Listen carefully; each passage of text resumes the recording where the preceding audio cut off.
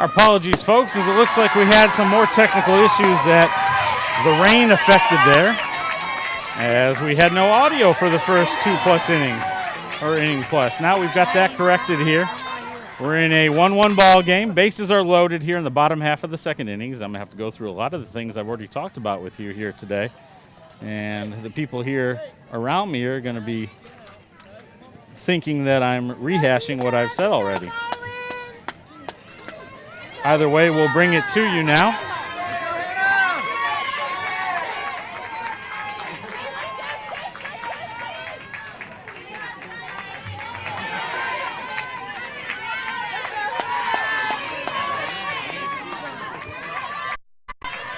Hannah Hall on the hill for the Marlins. She throws over strike one there.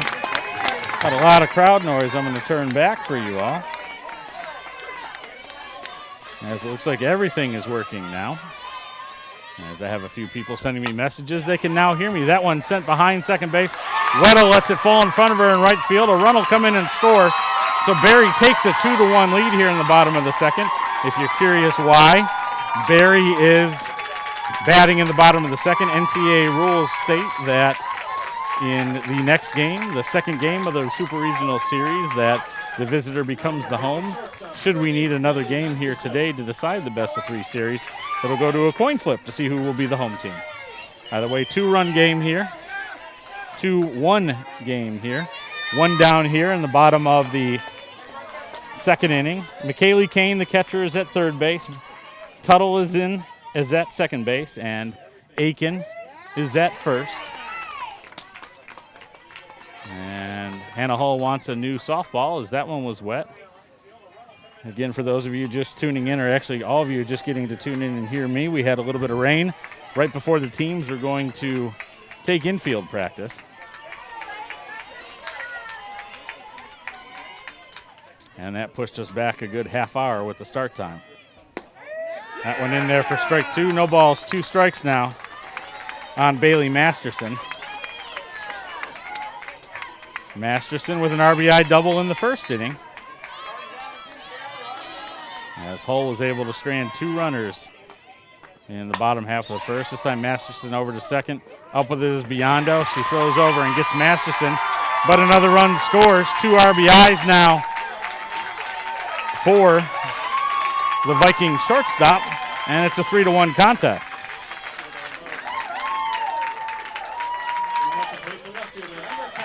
Now batting the left fielder, Elizabeth Federici. Federici came in as a .336 hitter. 11 home runs, a club record. And she looks at that one for ball one from Hull. Working without a scoreboard here in this game here, so you can imagine the technical difficulties we've had with a little bit of water that affected the outdoor facilities we have here at Marlins Park, as that one's outside for ball 2. 2 balls, no strikes. Runners on second and third here in the bottom half of the second. Barry, with 2 more runs in, has a 3-1 lead and looking to add to that.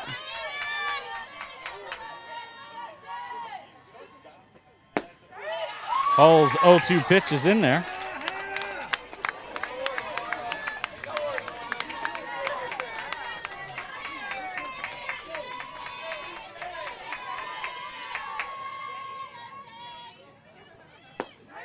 And that one finds his own.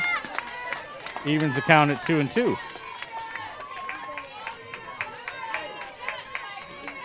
Hull has already thrown 62 pitches in this contest, and that's a lot to say with all the humidity. We have that one lifted lazy into left field. Madison Glopke underneath it, and she'll squeeze it for the Marlins. And actually, we're going to bring it all back here. We had an illegal pitch called on Hannah Hull. And again, that becomes a ball to the batter. So now we're full up, 3 balls, 2 strikes. We talked a little bit about that yesterday in the contest, which Virginia Wesleyan won 4-0, partially to the power bat of Cassidy Howard with that 3-run home run. But different story here in this game on a different day as Barry up 3-1. The payoff pitch to Federici, grounded to third, Sinet up with it, and she throws across to end the inning, but not before Barry adds 2 more runs on 2 hits. There were no Virginia Wesleyan errors and 2 Vikings left on base. So your score through 2 complete is Barry 3 and Virginia Wesleyan 1. And now that I've got audio with you, I'll go ahead and go through the lineups for you, just in case you haven't had an opportunity to go ahead and have a look at live stats, which I imagine most of you haven't, because we're having issues with that as well. It's amazing what happens when the weather becomes a factor for what we're doing here. Either way, let's take a look at some things for you. Brittany Tuttle is the leadoff hitter for Barry, and she plays center field. Kylie Aiken is at second base. Bailey Masterson hits third at shortstop. Elizabeth Federici is in left field. Then Shelby Daniel bats fifth as the designated player. Kayla Sangre is the first baseman, hitting sixth. Caitlin Seeger at third base bats seventh. McKaylee Kane is doing the catching today, and Brooke Whittemore in right field bats ninth. And Kane is catching Cassie Howard, one of 2 all-region, Atlantic region pitchers here on this field. Howard, 25-2 on the season, 0.90 earned run average in 148 in the third innings, 203 strikeouts coming in. She's given up just those 19 earned runs, helping her to that 0.90 ERA. For Virginia Wesleyan, the lineup looks very similar to yesterday. Kirsten Richardson, the shortstop, leads off. Madison Glopke in left field. Cassidy Howard at first base bats third. Caitlin Biondo is at second base hitting fourth. Jessica Lindsay is behind the plate. Amy Large bats sixth as the designated player. Julia Sinet at third hits seventh. Maria Weddle is in right field batting eighth. And Beth Ford, the center fielder, hits ninth. And Lindsay is catching Hannah Hull. 34-2 on the season with 2 saves. 305 strikeouts and 218 and 2/3 innings pitched. As we get things rolling here in the top half of the third inning, and I did not make a mistake there. Virginia Wesleyan is the visiting team here in this game, and Kirsten Richardson will lead it off. And she looks at strike one. Richardson hit a soft liner, pop-up, if you will, behind the pitcher. That was taken care of by Masterson at short for Barry in her first at-bat. And this time looked like she was going to square to bunt. Both corners already in, and she pulled that back for ball one. 1 ball, 1 strike. Again, working without a scoreboard here, so I'll give those updates as often as I can for you all. And for me. And that one, did it catch her, or are we calling it a foul ball? Looks like it's going to be a foul ball as it hit off the bat. 1 ball, 2 strikes, sorry.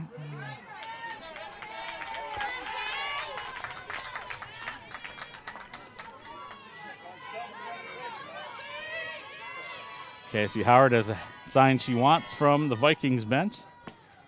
That one fade outside as she turned it over a little bit there. 2 balls, 2 strikes. The Vikings going with a wristband sign system as the signs come in from the bench and they check their wristbands for defensive and pitching alignments. That one turned on just over the head of third baseman Caitlin Seeger there. So that's a line drive leadoff single for Kirsten Richardson into left field. And that brings up ODAC Player of the Year Madison Glopke. The left fielder popped out to center in her first at bat. Number 20, Madison Glopke.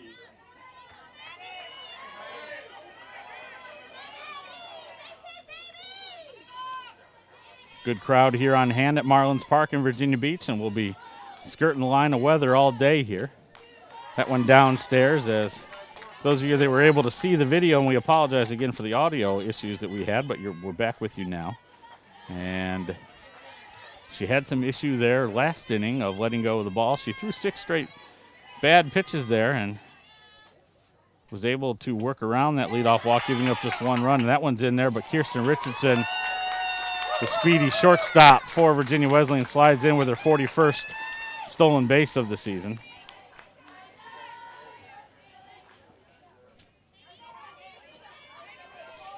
One ball, one strike on Glopke.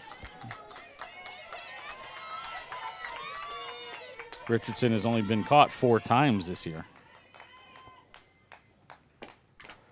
And Glopke just missed that one as she foul tipped it off the face mask of Kane. And it'll be 1-2 now on the Marlins left fielder. Glopke hitting .372 coming into this game. 5 homers, 28 RBI, 9 doubles, 2 triples, 14 stolen bases, 35 walks on the season. As she looks at 1-2 from Howard. The offering. Grounded over to short. Up with his Masterson. She'll throw across and just in time. According to Mr. Golding over there at first base.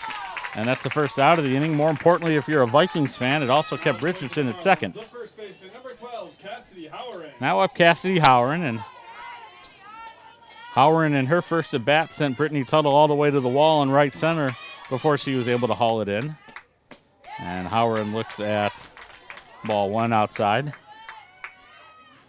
Consistently so far, it's been Howard that's been able to put the meat of the bat on the ball, so I would imagine that Barry and Howard are going to be careful with her, especially with first base open in a 2-run lead. Caitlin Biondo batting behind her, the second baseman, had an RBI double in yesterday's game.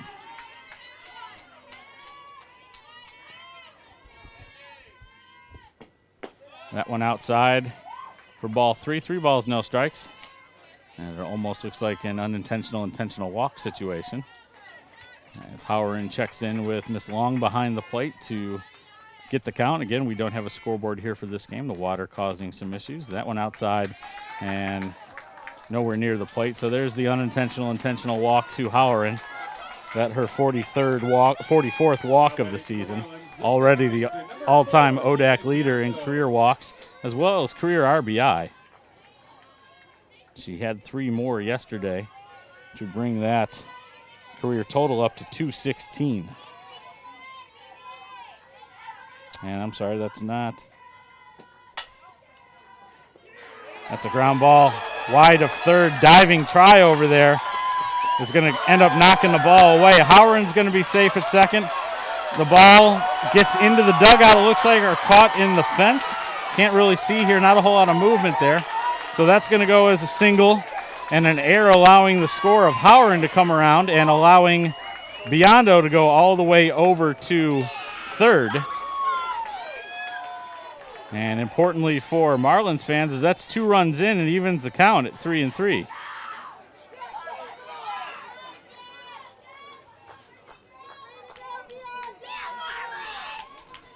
Now at the plate, the catcher, number 14, Jessica Lindsay. So taking a look at things, the error didn't happen until Howard's run came around. So it's an earned run on Richardson and an unearned right now for Howard as it's player movement. And Virginia Wesleyan does anything the rest of the inning here that can certainly affect that. 1 down here now for Lindsay stepping in, and that's a strike 1. So Biondo over there on third base after the single, moving up on an error. Bringing around 2 runs, just 1 RBI in the play as Howard was deemed coming around because of the error, and that is an absolutely correct call on that one. That one outside for a ball. 1 ball, 1 strike.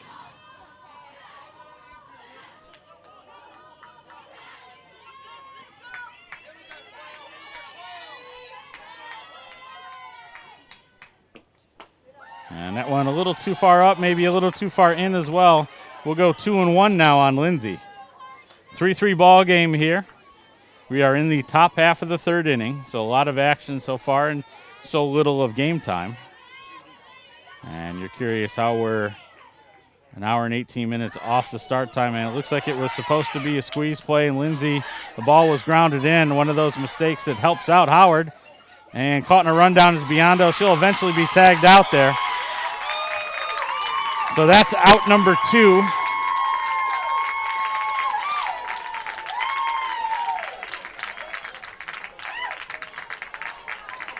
As really no accounting that is Coach Elliott trying to get aggressive, and Lindsay did exactly what she was supposed to do and try and get part of the bat on the ball there to change it around.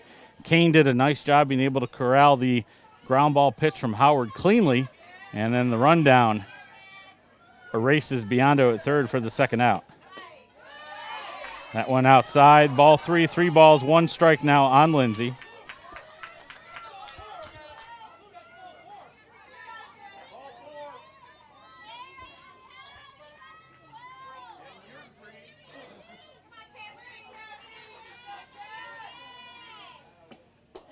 And that one downstairs for ball 4.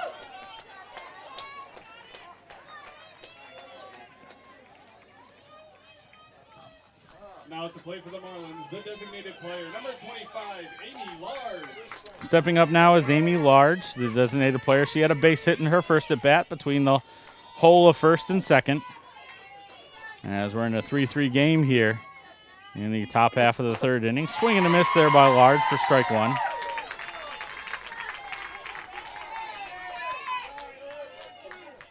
Howard, now a 2-time Southern Athletic Association Pitcher of the Year, named NFCA Atlantic All-Region, along with Hannah Hull from Virginia Wesleyan. So both those pitchers in action this game, and both getting touched up a little bit here in the early going.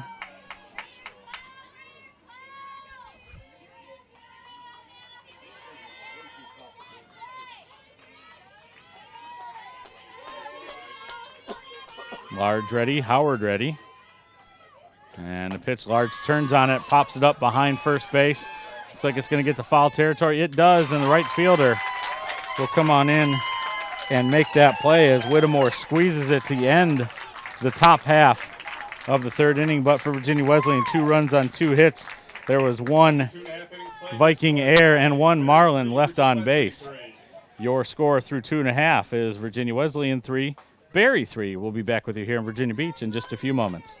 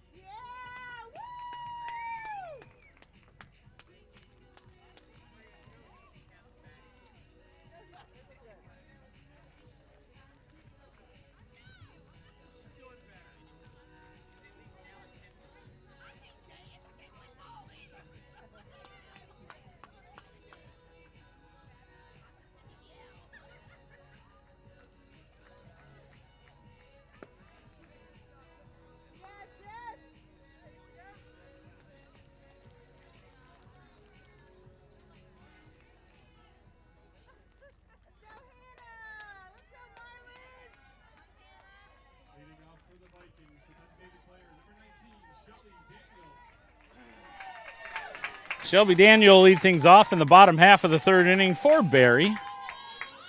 And she squares and bunts at the first pitch, and that one goes wide of first base.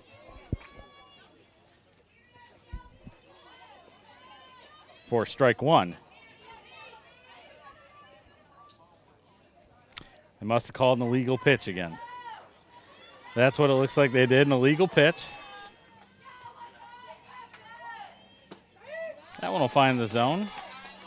And let's double check here with Miss Long as I want to make sure I have it right as I looked over at the crowd. Nope, no balls, 2 strikes. So we do have the 2 strikes there.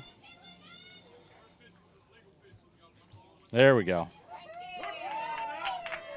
The illegal pitch was missed by one of the umpires, so it is an illegal pitch. 1 ball, 1 strike, so we've got it right. Again, working without a scoreboard here, so the umpires working together. That one swung through for strike 2. 1 ball, 2 strikes on Daniel.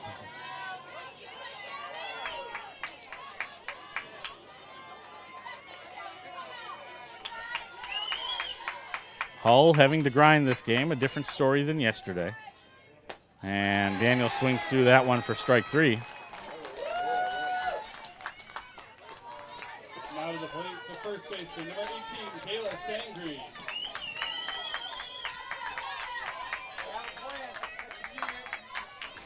That'll bring up Kayla Sangri. Sangri, the first baseman for Barry, as strike 1 comes to her.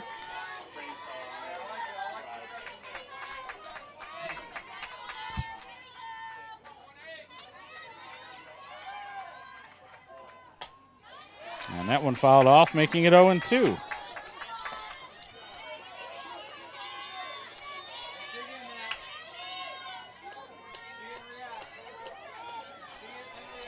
Again, we apologize for the technical difficulties here with this game. Just haven't been able to get live stats up and running just yet. And that one will be outside, 1 ball, 2 strikes.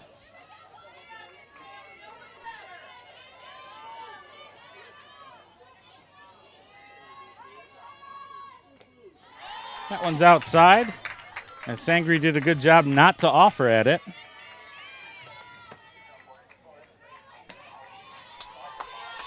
He evens the count at 2-2. In softball maintenance, an important piece of this game here. Both pitchers have had issues with grip on the ball. That one finds the zone in the lower half on the outside corner, so 2 strikeouts here for Hannah Hull in this inning. As we have Caitlin Seeger, the third baseman, stepping in. 3-3 ball game, 2 down here in the bottom half of the third. And that one in on the hands of Seeger. Lindsay's going to try to get there, but just not enough time for the rangy catcher to make it over that way. Lindsay, a good 5'10", one of the taller catchers that we have in the Old Dominion Athletic Conference, and one that we've seen here throughout play, but very spry back there. Does a good job calling the game. And that one turned on by Seeger, deep to left. Globke looking at it. She's at the wall. She leaps up. She runs out of room as Caitlin Seeger has a 2-out solo home run to put Barry ahead 4-3. So a mistake offering there by Hull, as that one had a lot of the plate, was also upstairs and allowed Seeger to turn on it.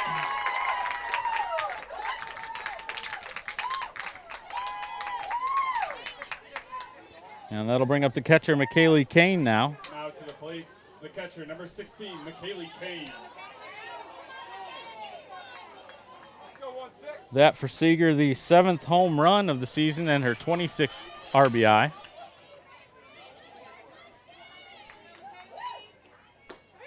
And the pitch to Kane is in on the inner half for strike 1.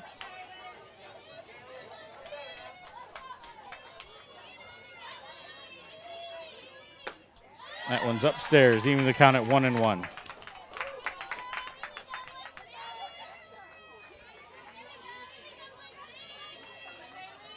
The outfield playing deeper now, especially Globke out there. She's just a step or 2 in front of the fence there, and it looks like Hull lost her footing there on that one and caught Kane in the small of the back. So that'll be a hit batsman, and you can tell by the look on Hannah Hull's face that's not where she wanted that one to be. Now stepping to the plate, the right fielder, number 7, Brooke Whittemore. Brooke Whittemore, the right fielder, steps in. Wearing the number 7 shirt for the Vikings. And she looks at ball 1. Hull just looks uncomfortable out there right now. Can't quite find her groove, whether it's illegal pitches or not being able to have a grip on the ball or leaving some mistakes out there, but she paints a corner on that one. 1 ball, 1 strike here. 4-3 ball game in the bottom half of the third. Barry the home team in this contest per NCAA rules of game 2. And that one popped up just outside the infield. Beth Ford, Maria Weddle converging. Weddle calls everybody off, and she squeezes it to end the inning, but not before Barry adds 1 more run on the big right-handed swing of Caitlin Seeger. Your And score through is 3 Berry innings of 4, play, your Virginia score is Wesleyan Berry 3. 4, Virginia Wesleyan 3. We'll be back with you here in Virginia Beach in just a few moments.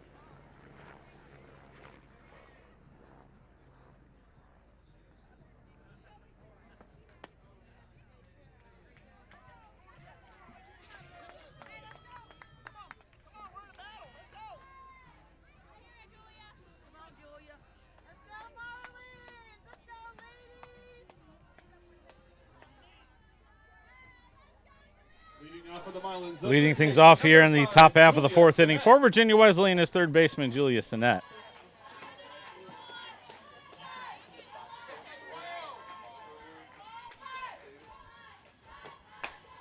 And first pitch swinging, she pops that one up on the infield, and Howard's going to come in and squeeze it fair territory, so that's out number 1. As now it'll be Maria Weddle stepping in, the right fielder.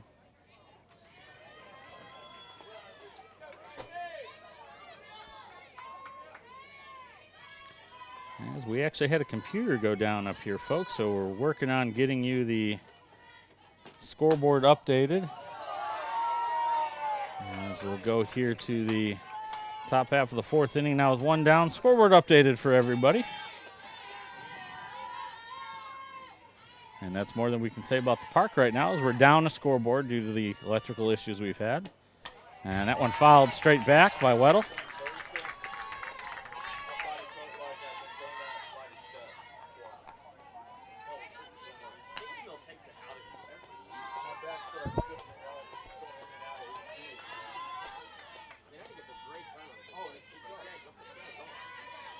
Howard is ready, the all-region righty. That one popped up infield side. Howard wants it again, but Seeger calls her off this time, as a good infielder does. She squeezes it for out number 2. And that brings up the number 9 batter and center fielder, Beth Ford.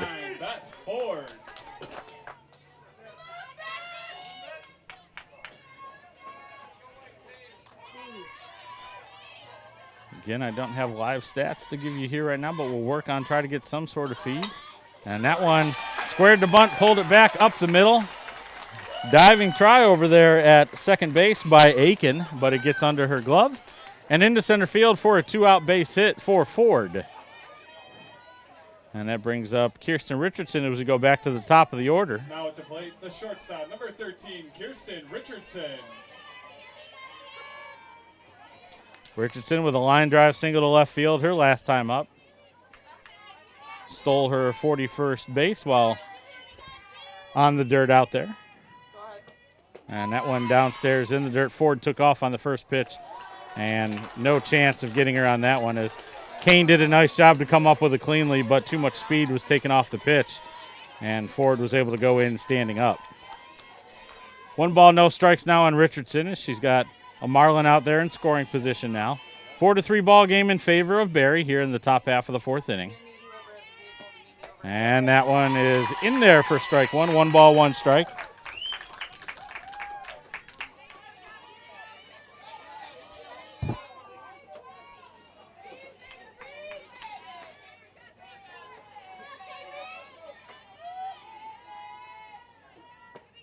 And that one turned down by Richardson, but was not able to keep her hands inside. And that'll go foul for a long strike 2. 1 ball, 2 strikes now.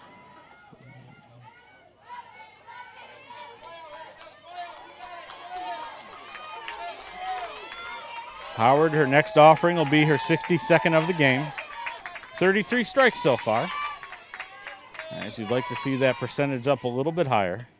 And that one up and outside for ball 2. 2 balls, 2 strikes. Howard's pitch count at last look much higher. I'll need to see it again when we come out for the bottom half of the 4th inning. And that's Hull's pitch count, not Howard.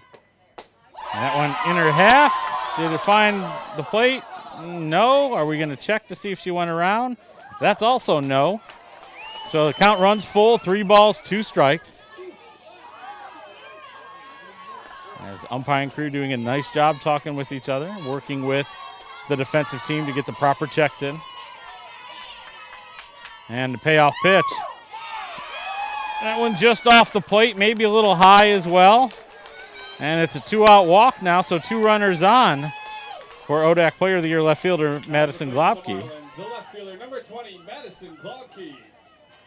Globke looking down to head coach Brandon Elliott in the third base coach's box for signals.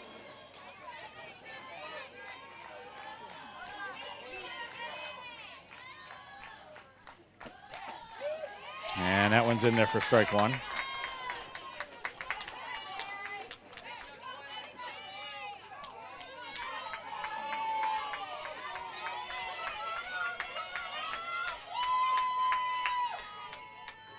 Howard ready, and the pitch.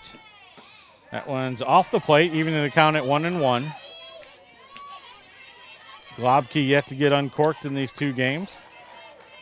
As if you're a fan of Virginia Wesleyan, this would be a great time for that.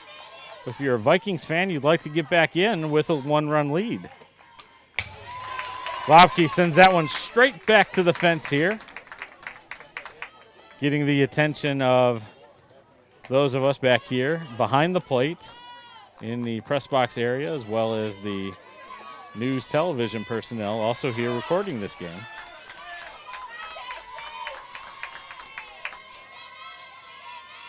And the offering, that's outside. Should even the count here now. 2 balls, 2 strikes. And that it does. Looking over the shoulder of Sports Information Director Sam Cargis and his statistics screen. Tells me this pitch will be number 69 for Howard. And that one's down, maybe in a little bit as well. Runs the count full at 3-2. So 2 down here in the top half of the 4th inning. Full count, 2 runners on. Ford at second. Richardson at first. And Globke and Howard squaring off. Howard ready on the rubber. And the pitch. Globke turns on it, pops it up foul, third base side. And Seeger tried to reach over the fence. It'll go out of play.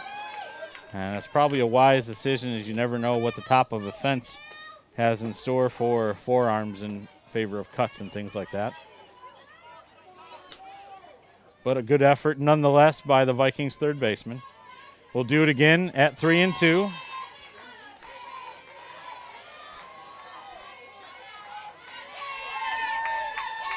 Two down here in the top half of the 4th. And that pitch is fouled straight back behind us here. And we'll do it one more time as the wind freshening a little bit out there. Still the trees stationary, so I think it's just an intermittent breeze. It's very, very humid right now. Everything feels pretty close. Not a person here, player, coach, spectator, game personnel, press box personnel without a little bit of sweat going on. And that one finds the outside corner for strike 3. And one of those situations where you just can't keep the bat on your shoulder. But either way, Virginia Wesleyan, no runs on 1 hit.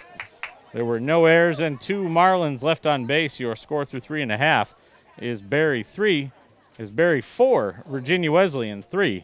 We'll be back with you here in Virginia Beach in just a few moments.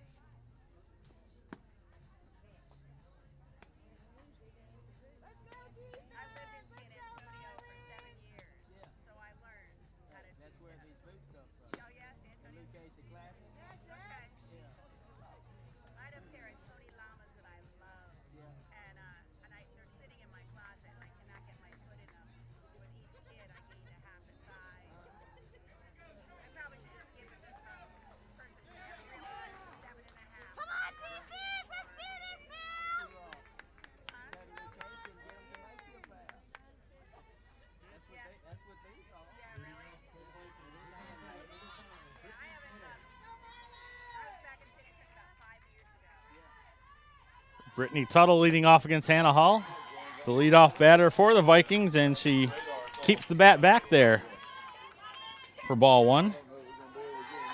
Working here now in the bottom half of the fourth inning. Barry with a 4-3 lead.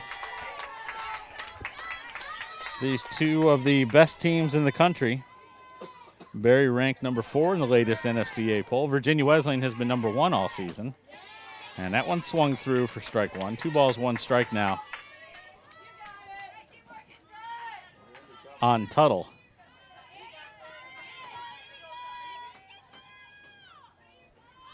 That one bunted, popped up in the air a little bit, goes foul. And Lindsay kicks it around a little bit to make sure it stays foul. Evens the count at 2-2.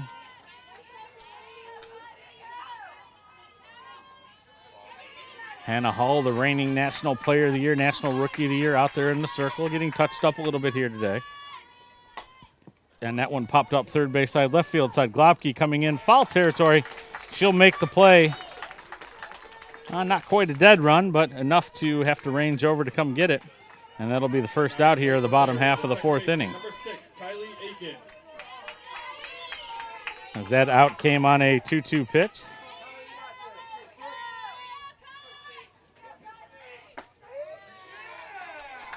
And there's strike one to Kylie Aiken, the second baseman for Barry.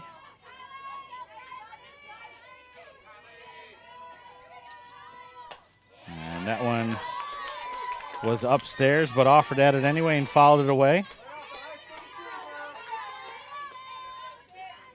No balls, 2 strikes on the Vikings' second baseman. That one's outside for ball one. 1 ball, 2 strikes now. Aiken, a 408 hitter coming into this game. And showing that bunt target to start off with, pulls it back and slaps one foul. And we'll do it again.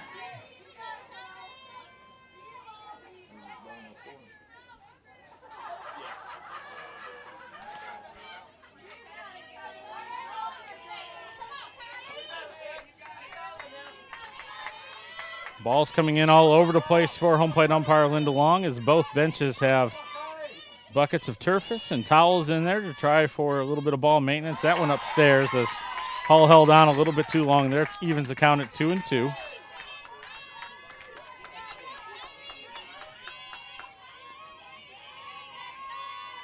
And the next offering, that one's downstairs.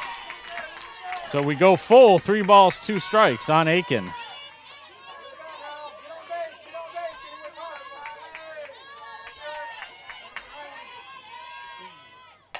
That one turned down toward left field. Glopke playing deep, having to come in. It'll be a foul ball as she wasn't able to get to it. As 2 of the doubles here in this game have been over Glopke's head in left field, and I think Coach Elliott has said he doesn't want that to happen again. So Glopke playing very, very deep out there in straightaway left field. Actually, maybe a little shaded toward the line as well. Probably just 2 or 3 steps in front of the warning path. So there's a whole lot of space there in front of her. That one finds the outside corner for strike 3, and Aiken knew it, didn't like it, didn't want to know it, but it's one of those where she just couldn't pull the trigger. Either way, that's the second out of the inning here.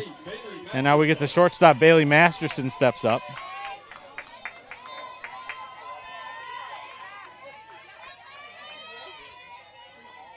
Masterson, a 383 hitter with the 9 homers and 47 RBI coming into this game.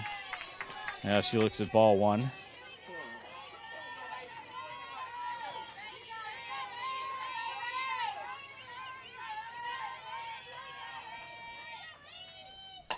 That one and the inner half turned on and skied toward left field. It goes into foul territory. That's where Glopke is, and that's a 1-2-3 inning for the Marlins, and something that Hannah Hall sorely needed here as she tries to grind her way through this game, but her offense still needs to come and pick her up a little bit more. Barry leads 4-3 here through 4 complete, and if the score stays that way after 7 innings, then we'll do it all over again right here in the third game of this best-of-3 series. But until that time, we'll be right back with you here in just a few moments.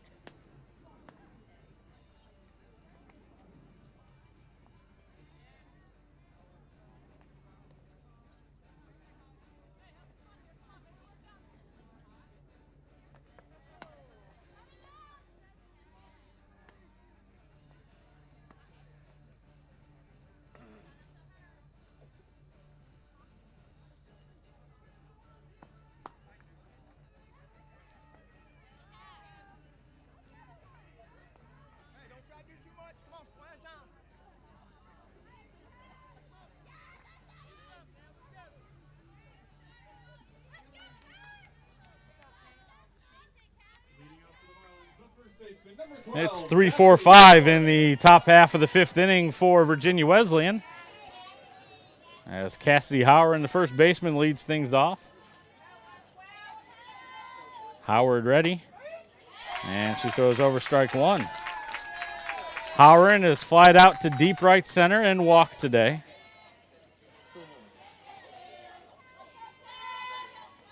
As last time the walk was one of those unintentional, intentional varieties with a runner on base. This time, still keep the ball away from her, but as you saw with that first pitch, not afraid to come in there with a strike. That one outside for ball one.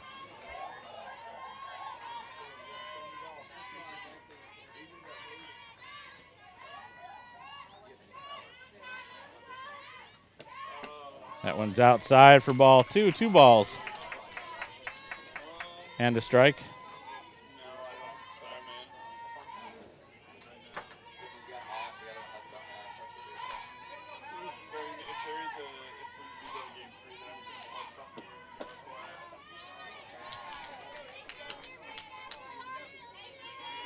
That one's downstairs. 3 balls, 1 strike.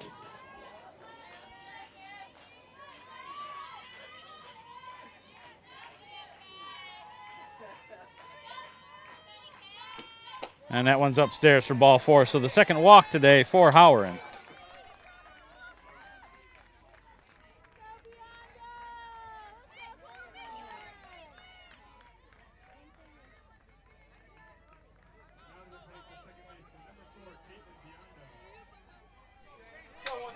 Caitlin Biondo steps in with the leadoff runner on for Virginia Wesleyan.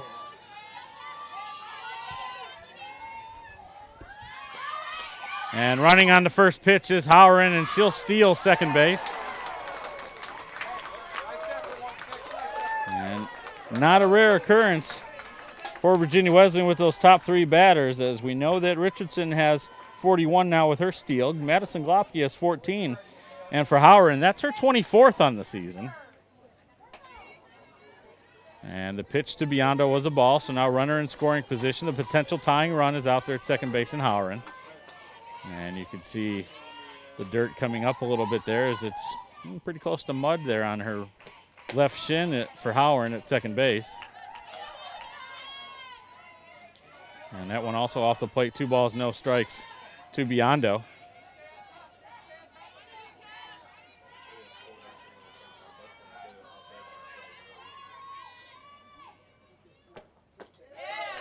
That one finds a zone for strike 1. 2 balls and a strike to the Marlins second baseman.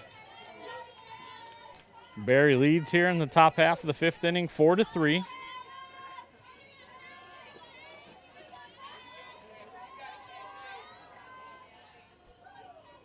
As we fix the scoreboard for you there.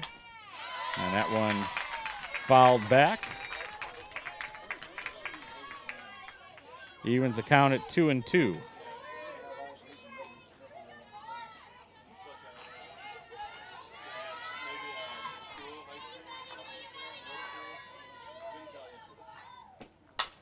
That one back up the middle, shortstop Masterson to it. Would have been a tough play for her if she even gloved it. And I would imagine that will go down as a base hit. And it does. Or does it? And it does go down as a base hit. So first and third now. Nobody out in the top half of the fifth inning. As Masterson tried to range to her left to come up with that one and got some glove on it, but even if she had come up with it, it would have been hard to throw out Biondo on the run at first base. And that brings up the catcher, Jessica Lindsay.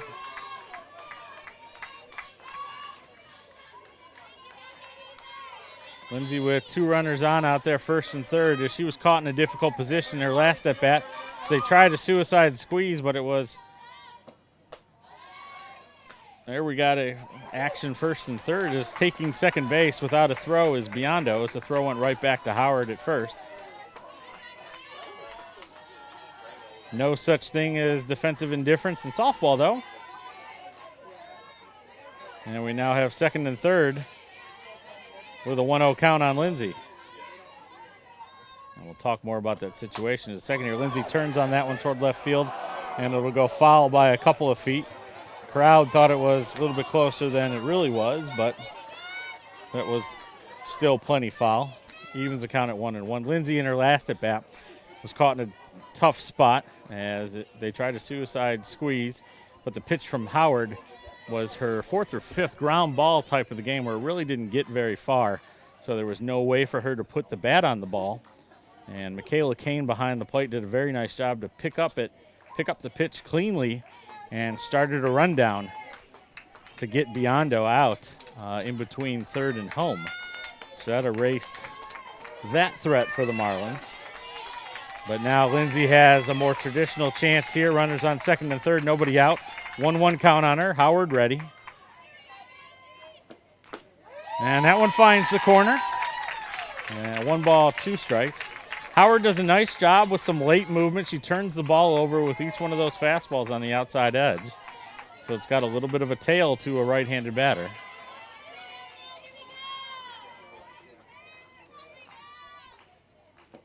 And that one's down and possibly in as well. Evens the count at 2-2 to the Marlins catcher.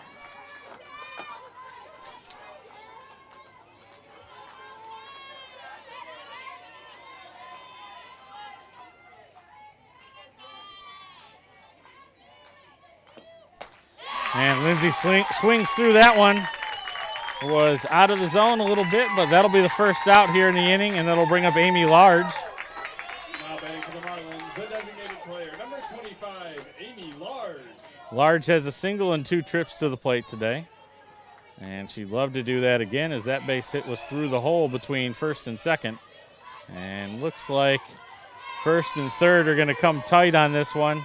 Middle infielder is also a little closer than normal. So Barry's going to cut down the runner at home here. That certainly opens up some ground ball opportunities for Large with a sharply hit ball to a place where a Viking isn't. The 1-0 pitch from Howard. Upstairs, out as well, 2-0. Large can now be selective here with this pitch. But given that she's facing the type of caliber pitcher she is, if she gets one to hit, expect her to turn on it because Howard's not going to give her many opportunities. And turns on that one between the hole at first and second, into right field for a base hit. Howard in to score. The throw from right field from Whittemore is on target, and it holds Biondo at third base. But we've got a tie ball game now, just 1 down here in the top of the 5th inning. And Julia Sinnett, the third baseman for Virginia Wesleyan, stepping in. And actually it looks like she's going to be sent back and a change is going to be made here. And it is. We're going to go to the senior bat. Number 17, Teresa Cardamone.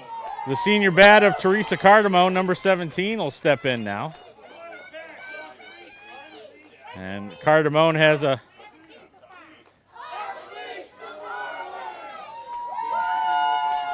Cardamone looks back at the crowd after a nice little cheer coming from the Marlin faithful. Cardamone steps in, hitting 200 on the season. 7 RBI, has walked 10 times. And she's got a penchant for coming up in big situations for the Marlins.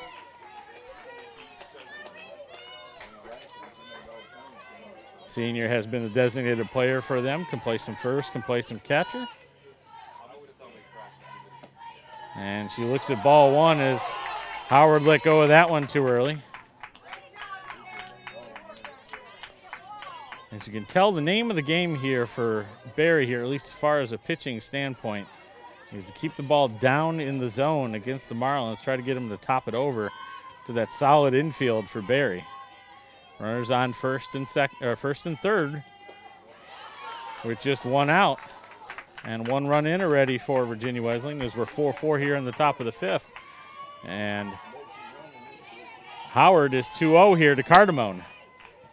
Runner at first is Amy Large. Runner at third is Caitlin Biondo. And the 2-0 pitch.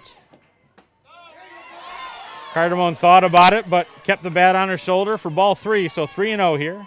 I imagine that's where the bat will stay this time. That was pitch number 93 there for Howard. 46 strikes.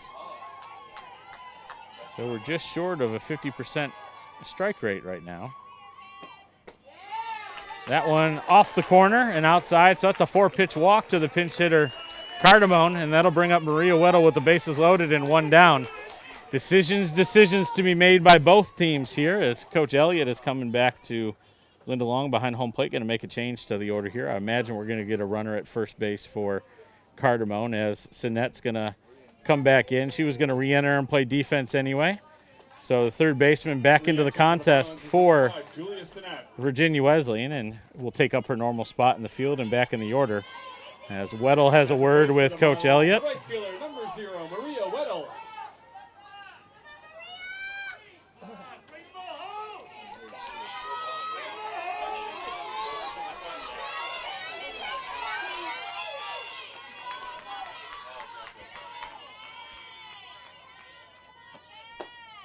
Weddle looks at ball 1 downstairs.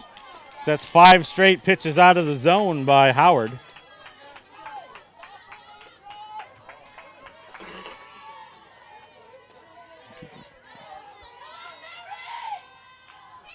And the 1-0 pitch from Howard. Weddle doing exactly what I thought she would, keeping the bat on her shoulder. 2-0, 6 straight balls now thrown by Howard. The second time this game she's had a streak like that. So she'll look to find the zone here quickly as there's no place to put another Marlin out there with the bases loaded. There she finds the zone with that one. 2 balls and a strike.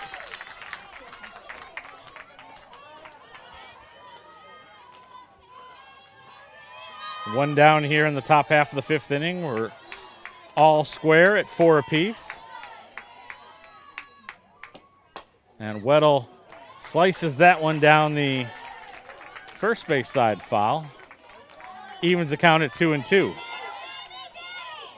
And that's what good pitchers do there. Fight back, get batters to hit their pitch. As Howard in a position to be in control of the at-bat. Bases full of Marlins out there. And the 2-2 pitch from Howard. Finds the inside corner for strike 3.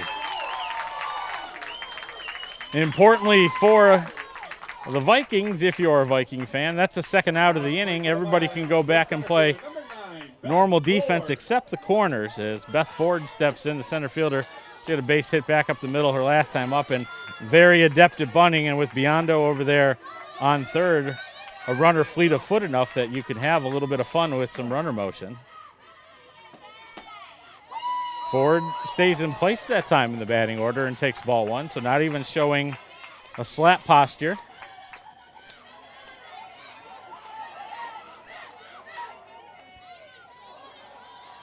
Ford certainly capable of drawing walks, has drawn 20 on the season. And that one finds the zone. I think Kane did a nice job with that one too, framing that one up for her pitcher. Evens the count at 1-1. Ford, one of 5 players in this Virginia Wesleyan lineup that has 20 or more walks. And that one slapped foul, out of play on the left field side. And Howard ahead 1-2 and just 1 pitch away from getting out of this inning with minimal damage.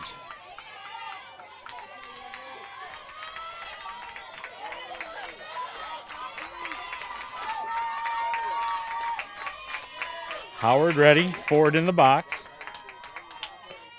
And that pitch slapped toward short. Masterson down to the dirt to grab it. It goes off her glove into short center field. 1 run in and Biondo, 2 runs in and large. That'll go down as a 2-run single. And Virginia Wesleyan takes a 6-4 lead here.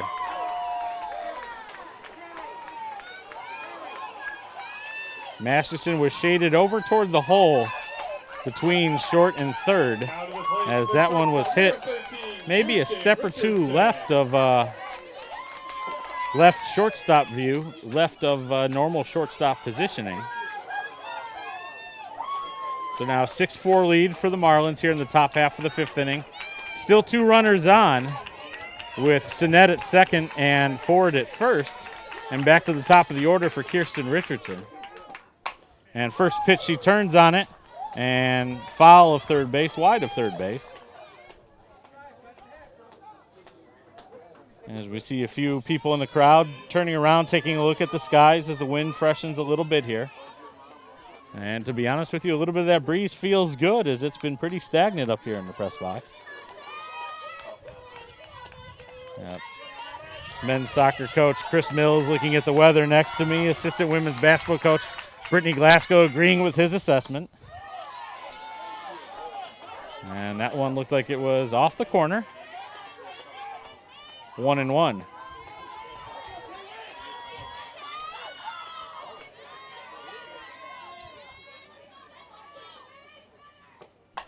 Turned on by Richardson. That one popped up left field side. Trying to get to it is Federici. She just ran out of real estate, though.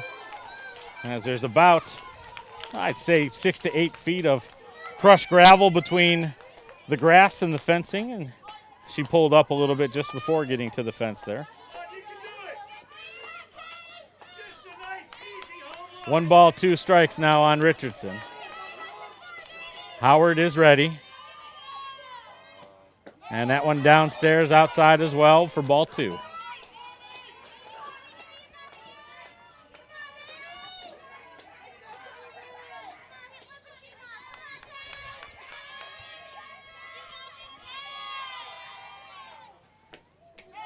That one upstairs. Kane does good to keep it, but trying to be aggressive out there was Sinet at second as she went on the bobble.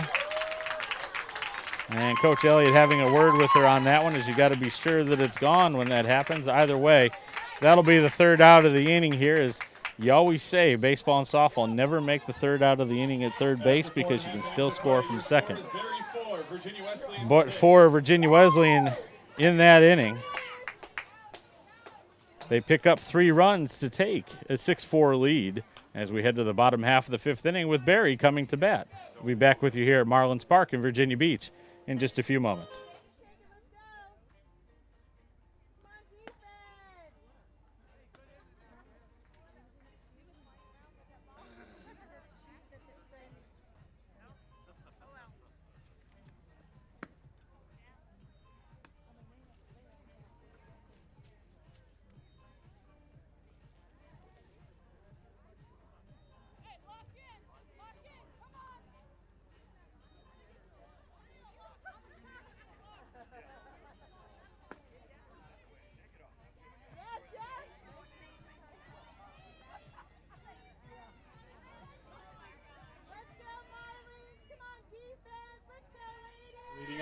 Elizabeth Federici leading off for Barry as Hannah Hull has to go against 4-5-6 here in the bottom half of the 5th inning. So no resting on a 2-run lead if you're a Marlins player and the Marlins faithful out there, as they would like to see that 1-2-3 inning that happened last time. But if you're Federici, you like to add to that club record 11 home runs she's got. And she looks at strike 1 there as Linda Long puts up the right hand. The 0-1 pitch, and that one was out of the zone, a high fastball that Federici went up and got and turned on and took it fouling out of play on the left field side.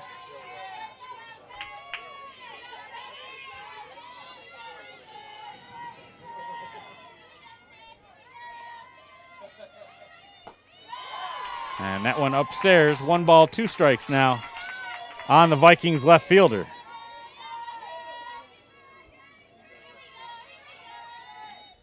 That one downstairs and out, 2-2. Seen that quite a bit today from Hull, as she hasn't been able to put batters away when she's been ahead of them. Several times coming back to even counts or even full. And the Vikings have been able to square her up. That one's outside, and there we are with another full count here to a very, very dangerous hitter in Federici.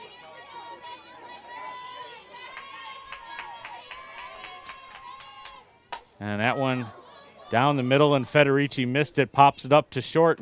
Richardson there, and she'll squeeze it for out number 1. And that one is one that Federici would like to have back.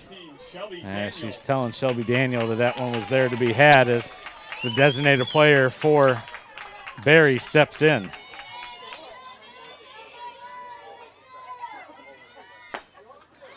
That's up and out for ball 1. Coach Thierman down at third base, agreeing with Daniel upon looking down that one was high and out of the zone.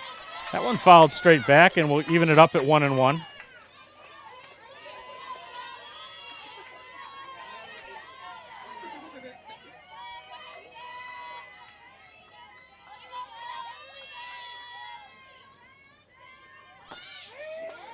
And that one's in there for a strike.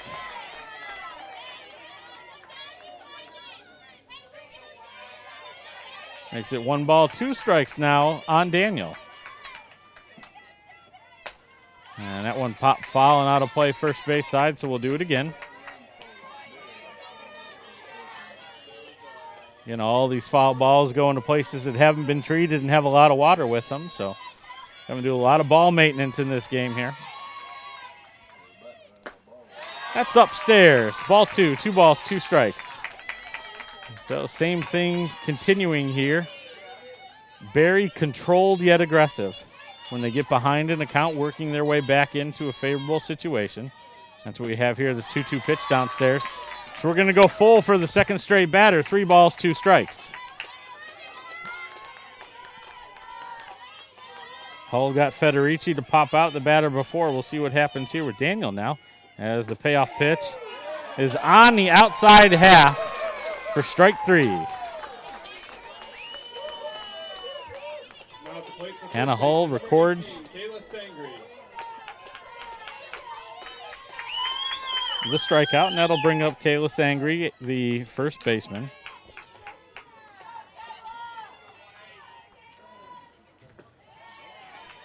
That one's downstairs for ball 1. For Hull, that was pitch number 110, 64 strikes. So even her strike to pitch ratio not as great as you would like to have it. That one fouled back, evening it up at 1-1.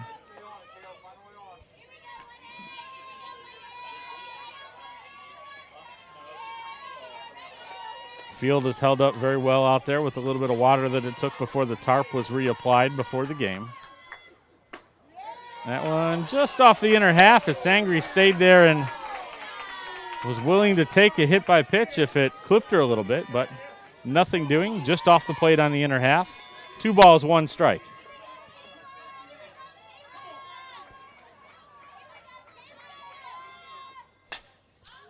That one going the opposite way is Sangri, but too far opposite. It'll go out of play beyond the fence on the first base side. As Linda Long goes and gets a few more balls from the Virginia Wesleyan dugout. 2 balls, 2 strikes on Sangri. 2 down here in the bottom half of the 5th. Virginia Wesleyan leads 6-4. And we'll do it again as another foul away there by Sangri, staying alive.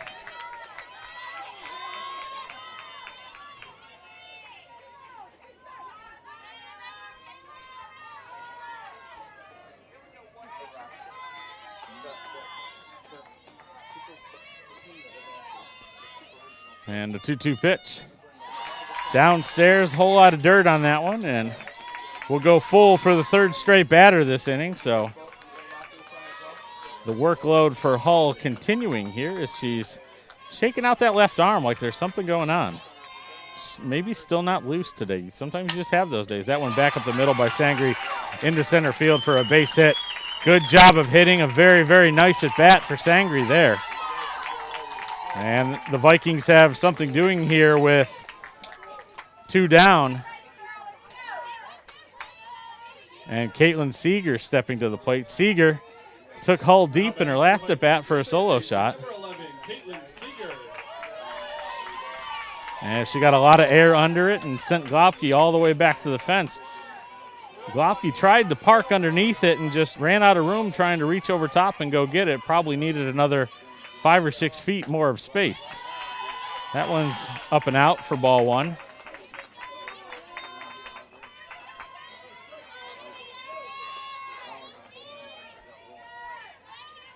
Pitch number 118 here for Hull. That one looping liner just over the outstretched glove of Richardson into left center. Glopke up with it into Richardson to throw home, not in time. Sangri speeds her way around the whole time, never let up one bit, and comes around to score on what turns into a double. And a run in for Barry. 6-5 now, 2 outs here. And it looks like we're going to have a change coming for Barry as Coach Thierman talking with the home plate umpire. Let's see if it's a runner or if it's a hitter.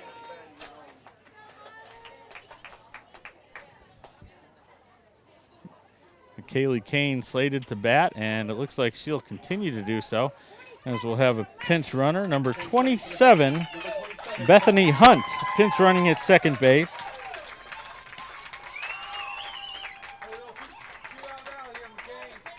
Now batting for Barry, the catcher, number 16, Kaylee Kane.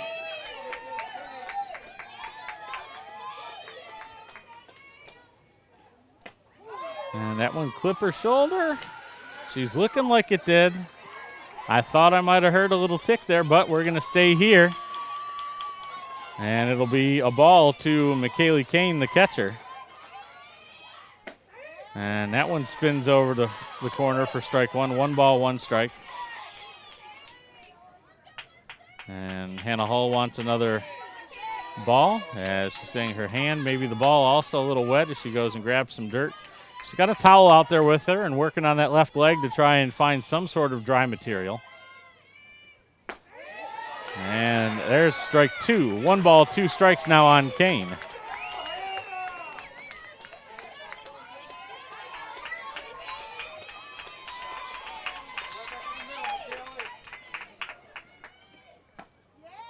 That one well off the plate.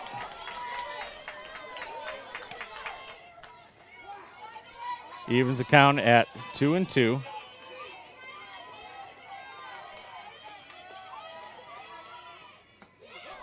And she swung at it.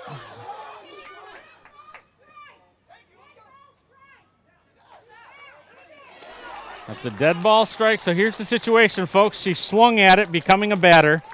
And that's a dead ball strike on the play. So that'll be a strikeout for Hull, even though it came in, hit Kane. And I think Coach Thierman just want to come and chat about that a little bit just to make sure what the ruling was, and also double check her lineup card because she did have that pinch runner come in the game, and it was for Seeger, the third baseman. So we'll keep it here for a second for you just to make sure that we don't have anything changing.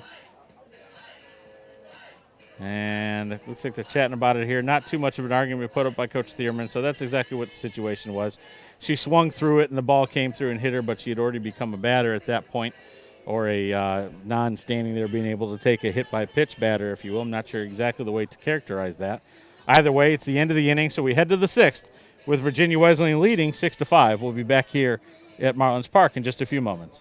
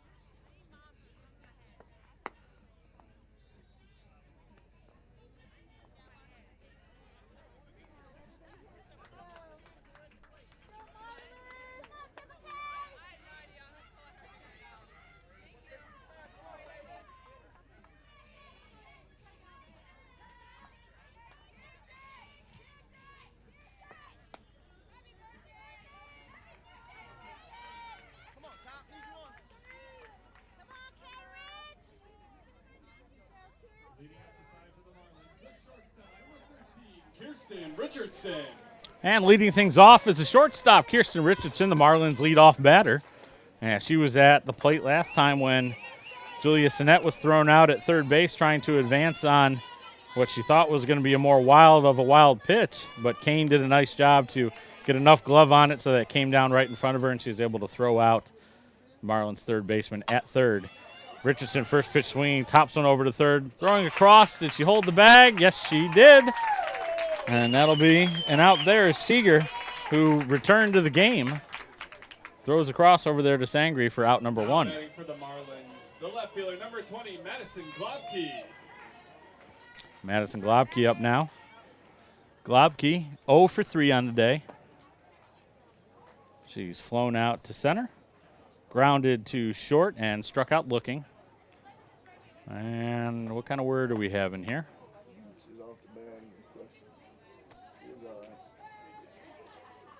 Yep.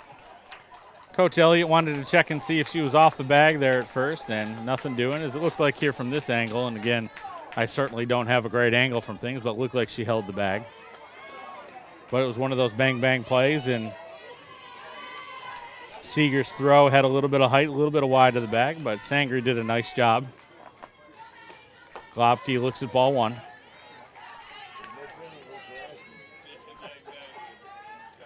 Six runs, 7 hits, no errors for the Marlins. 5 runs, 8 hits, 2 errors for the Vikings.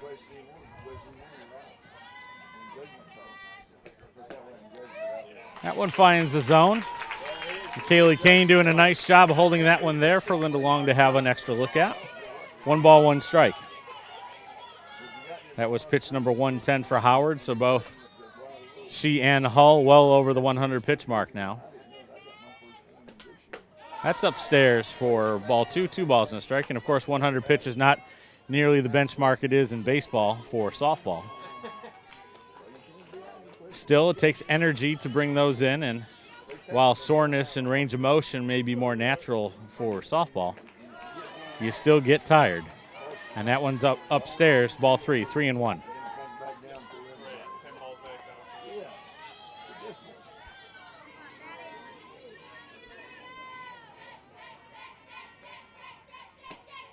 And that offering is upstairs to Globke. So for Globke, that'll be her 36th walk of the season. And she's on with 1 down here for Cassidy Howard. So now here's the question is, how much do you not want to pitch to Howard versus putting another run in scoring position if you walk her? I think you got to throw to her here. And Howard comes in. Howard showing bunt.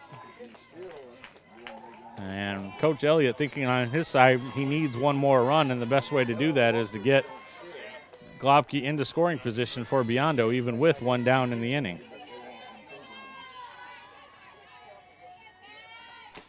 No bunt attempt this time, and that one's out of the zone. 2 balls, no strikes.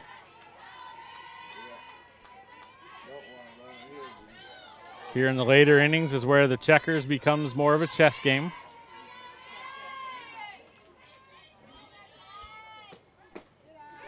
And that one finds the zone and had a whole lot of plate to it, too. So Howard taking all the way there. 2 balls and a strike. Has had a good approach to the day. Her out that she was able to put out into right center, deep to the wall, she sent Brittany Tuttle in the first inning. And there she swung through that one as that approach went away there. She pulled off that one looking over her shoulder into left field. 2 balls, 2 strikes. Howard has also walked twice today. And Howard 1 away from getting a big out here. 1 pitch away from getting a big out here. The 2-2 pitch. And looping liner to second base. Squeezed over there by Aiken. Globke was running on the batted ball. And she's doubled up easily at first base. So that's a shot in the arm. If you're a Vikings fan here, is you take care of tough at bat and get away from having a speedy runner on first base in 1 swing of the bat. So we go to the bottom of the 6th inning with Virginia Wesleyan leading 6-5. We'll be back with you here in a few moments.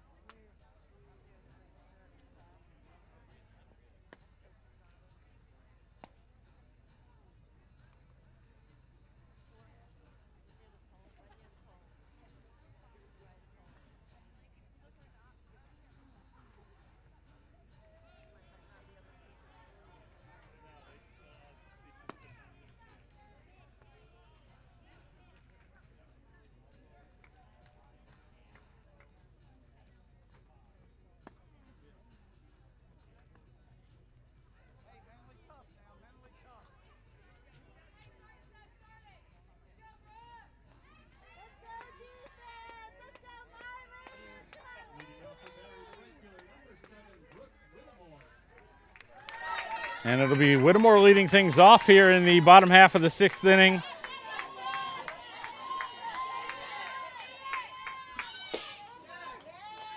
For the Vikings, and she looks at strike one there from Hull.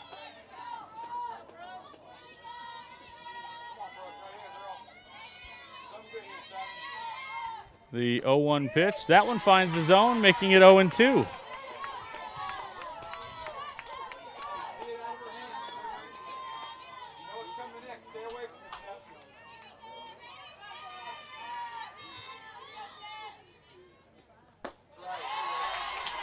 And that one up out of the zone. 1 ball, 2 strikes now. As getting a bit of a different lighting out there right now, telling me that we've got some clouds on the way. 1-2 pitch swung through there by Whittemore, and she's out number 1 here in the bottom half of the 6th inning. So we go back to the top of the order with center fielder Brittany Tuttle. Back to the top of the order for the Vikings. The center fielder, number 5, Brittany Tuttle.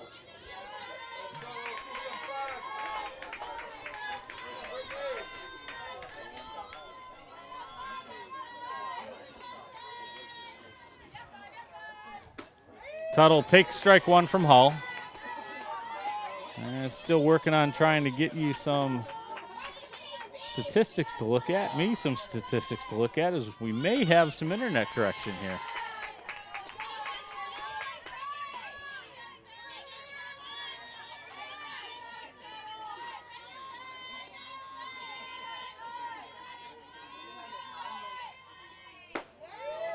And that one misses outside, or finds the outside corner. 1 ball, 2 strikes.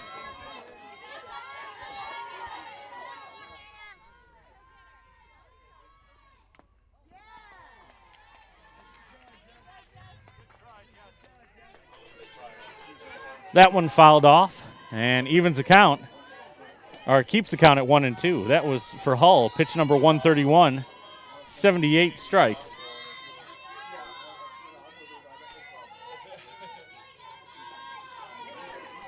A little high five there for Kirsten Richardson, her shortstop, as both corners, all infielders actually a little bit in with the speedy Tuttle.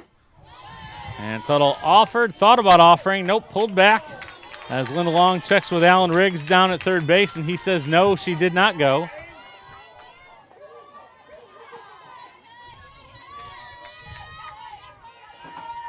Two balls, 2 strikes, the 2-2 pitch chopped off of Hull's glove, off of Biondo at second, so that'll be a base hit.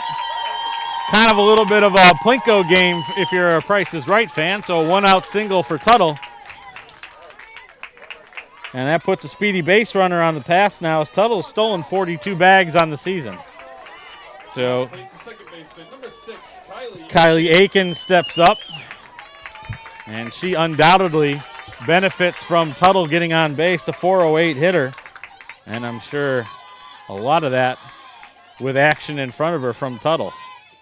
And the first pitch downstairs for ball 1, as Tuttle took a couple hard steps off after that pitch, trying to get the timing from Hull.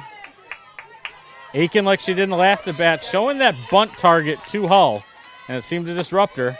That one finds a zone, as Lindsay will have not really a snap throw down, really just a keeper honest throw down at first base. But we have a 1-1 count now.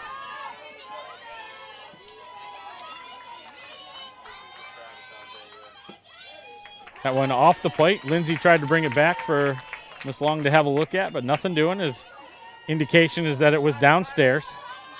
2 balls, 1 strike. That one finds the zone, evens the count at 2-2. So we'll see what the situation is here. 1 out, 2 balls, 2 strikes on the number 2 batter with your leadoff hitter, Tuttle, on board at first. Lots of speed. And popped up on the infield, Cassidy Howard, says she wants it. She squeezes it in fair territory. And that's a big second out if you're a Marlins fan. If you're a Vikings fan, you still feel pretty good, as you've got Bailey Masterson stepping up, the shortstop. And she'd like to do nothing other than make up for a hard luck situation where she put out good effort to dive for a ball, but it went off her glove and allowed 2 runs to come in and score. Certainly not an error in that situation as the extra effort on that play, but she'd like to make up for that as her team sitting there 1 run down here in the bottom of the 6th inning. Tuttle at first base with 2 outs. As this sounds like a great opportunity here to put runners in motion, a little bit of hit and run here. As great a speed as Tuttle has over there, she's going to need a gapper, a double, some sort of something to score on this play if she's not moving over there at first base. And a first pitch chopped over to third. Sinet boots it and is unable to come up with it and make a play, so that'll go as an E5. As it's one of those, it wasn't really a tough hop there in front of her. She did have the range a little left, but I'm sure if you went and talked with her, she'd say, I need to make that play. So 2 runners on now for Elizabeth Federici. And Federici can change the whole scope of this game with 1 swing of the bat, given her power profile with 11 home runs. Coach Elliott wants to come and have a look. He's got the lineup card in hand or some sort of sheet. I don't know if he would go ahead and make a move here. Hull has thrown 139 pitches. And I'm sure he's got Carla Hall warming up a little bit, talking about what they're going to do here. As Barry doing their best to stay loose, you can hear in the crowd, Mike.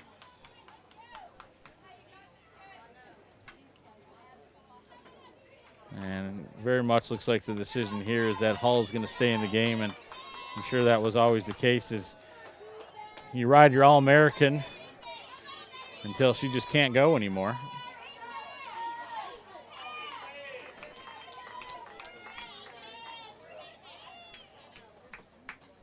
Especially when you're trying to close out a game here that could mean you have a return trip to Oklahoma City. But Elizabeth Federici trying to keep that from happening and trying to pave the way for Barry's chance to make a trip out to the Heartland. And that one is outside for ball 1.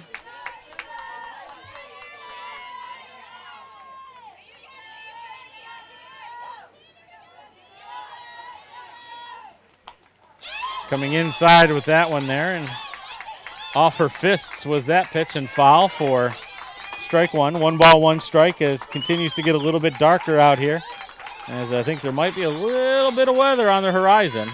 Nobody's scrambling for umbrellas just yet as I'm under a tent, so can't really tell when it starts. And that one's going to go out of play. So Hull's going to be ahead here. 1 ball, 2 strikes on Federici.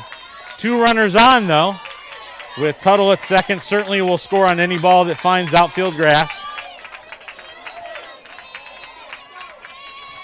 Masterson at first. And trying to go upstairs. And doing a good job holding up there is Federici as she thought about bringing her hands to it. But it makes the count 2-2. Hull's offering. Popped up behind home plate. Lindsay thinks she might have a play. Not quite, as I'm about 5 feet behind the fence here, and she was right up against it, and the ball came 2 feet to my right, so she needed 5 more feet to be able to make that play.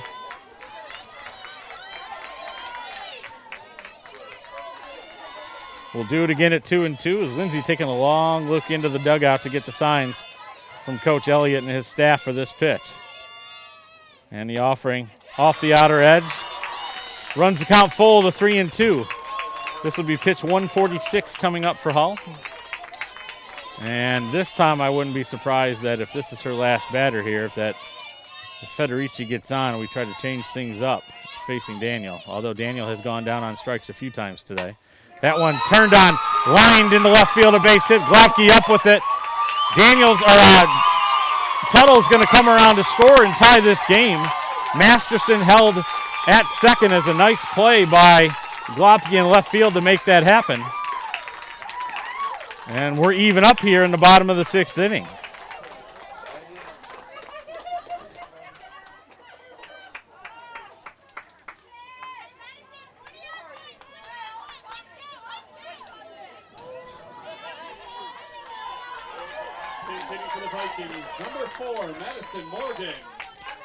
Pinch hitting for Barry is number 4, Madison Morgan. Morgan hitting .353 with 12 hits and 34 at-bats.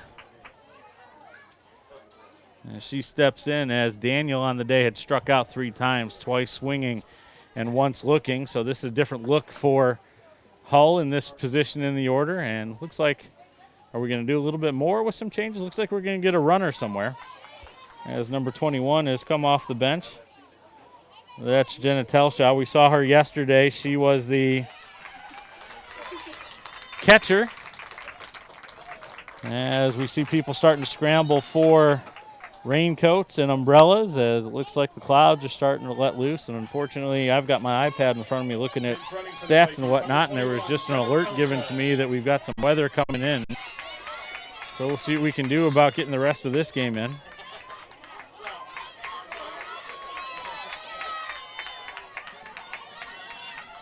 Morgan, her first at bat in the series, and she looks at strike 1 from Hull.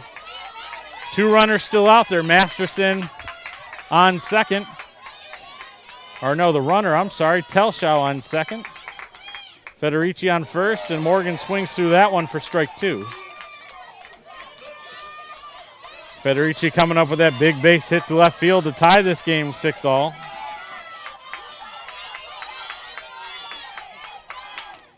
And Morgan swings through that one for strike 3. So Hull limits the damage, but the damage done is we're all square now going to the 7th inning. As tie score, Barry 6, Virginia Wesleyan 6, with Virginia Wesleyan coming to bat in the 7th. We'll be back with you here in just a few moments at Marlins Park in Virginia Beach.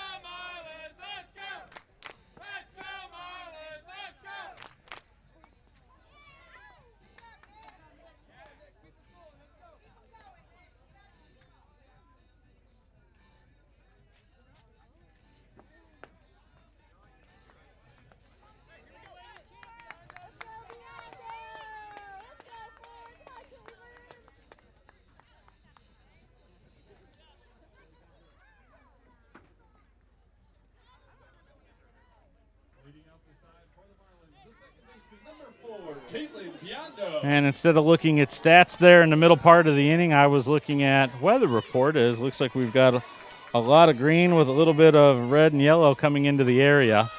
So expecting the weather here to get soon as Caitlin Biondo leads off the top of the 7th inning for Virginia Wesleyan. First pitch swinging against Howard. Diving play by Seeger over there at first base as she grabs the looping liner. Seeger's at a home run at the dish today. Now adds a nice play in the field to her ledger. And that's the first out here in the top half of the 7th.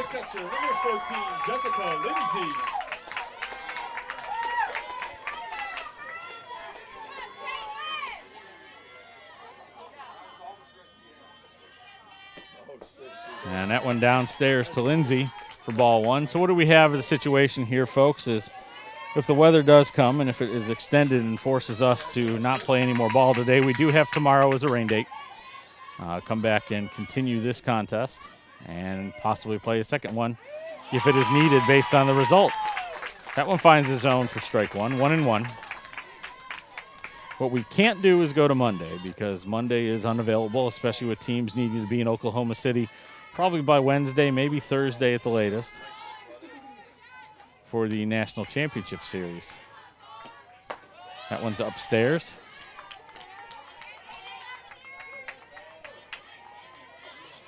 Makes it 2-1 on the Marlins backstop.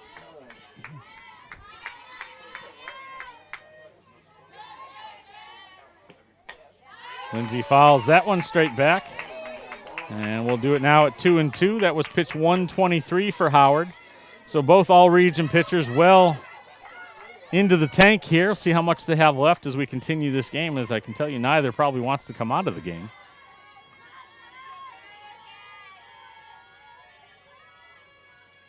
And the 2-2 pitch, Lindsay waves at it as it was above her hands. And that'll be out number 2 as the rain starts to come down a little bit harder now. Now stepping to the plate, the designated player, number 25, Amy Large. You see more rain jackets and umbrellas starting to come out here.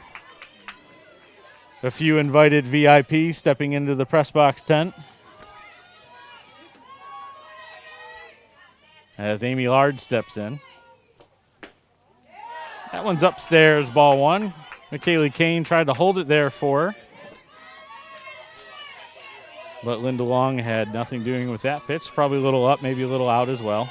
Still a good pitch because it makes Large think. Howard comes with the 1-0 offering. Skied toward right field. Shallow right field, lazy fly ball. Whittemore says she's got it, and she does. So we'll go to the bottom of the 7th inning here, all square at 6.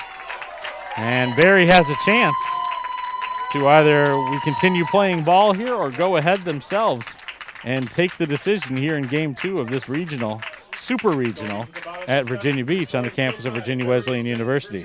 We'll be back with you here in just a few moments.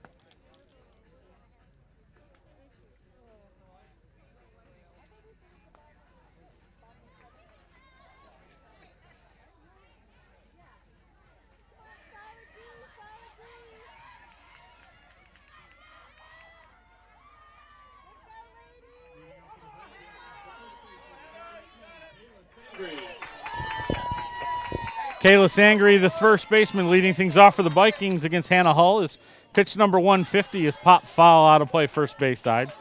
6-6 here in the bottom half of the 7th inning. As why don't I get the scoreboard updated for you? Keep forgetting that with our tech difficulties, I'm in charge of that now, so I apologize, folks.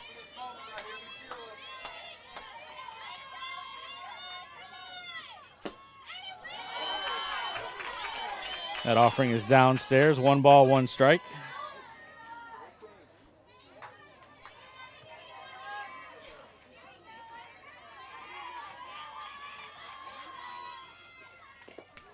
Swing and a foul tip there by Sangre makes it 1-2.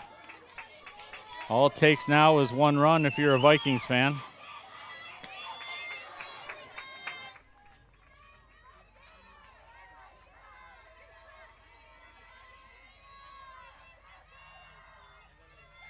And the 1-2 pitch from Hull. Fouled off third base side. That'll get over the dugout and out of play. Into the batting net behind the Vikings dugout there. Hopefully we dig that ball out, and a patron has. And the rains are coming down a little bit harder here now, and I think we're just a few moments away from stopping play, suspending play.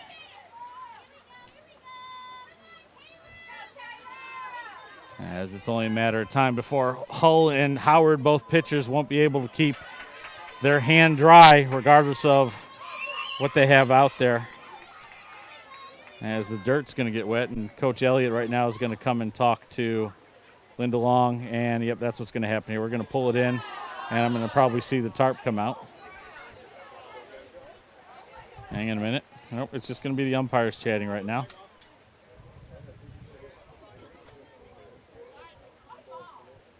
And talking with NCAA site representative Ron Simpson is Alan Riggs, the crew chief here. And I imagine that, yep, we're going to put the tarp on the field here now as he called for it. So we're going to step away here, at least for a little while. We'll stay with you for a few moments here and let you see, among other things, the Marlins staff here get the tarp on. We'll try to give you an idea about when, if we're going to come back. We do not have lights here at Marlins Park, so there's a certain time where we just can't restart and be sure to get the game in. Given that we are deep into this ball game, we'll certainly be able to restart later than normal.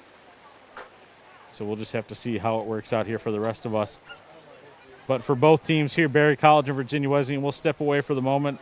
Game is 6-all here in the bottom half of the 7th inning with Berry at bat. We'll be back with you here shortly to give you an update on the situation.